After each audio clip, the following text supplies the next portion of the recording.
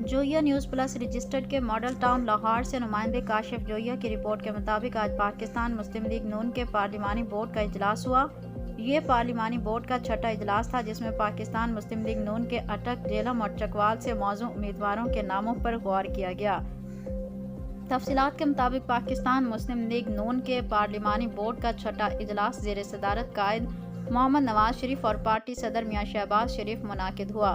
جس میں پاکستان مسلم لیگ نون کے سینئر نائب صدر اور chief organiser Maryam Nawaz, election cell کے سربراہ اسحاق ڈار، سیکرٹری جنرل احسن اقبال اور مسلم لیگ پنجاب کے صدر رانا ثناء اللہ بھی شریک ہوئے۔ بورڈ اجلاس میں پارٹی کے مرکزی اور صوبائی عہدیداروں کے علاوہ ڈویژنل کوآرڈینیٹر نے بھی شرکت کی۔ یاد رہے کہ پاکستان مسلم لیگ کا پارلیمانی بورڈ 2 دسمبر سے اب تک Sargodha division, district Rawalpindi, Hazara, Malakand division, صوبہ بلوچستان اور ڈیرہ غازی خان سے پارٹی امیدواروں کے ناموں پر غور کر چکا ہے۔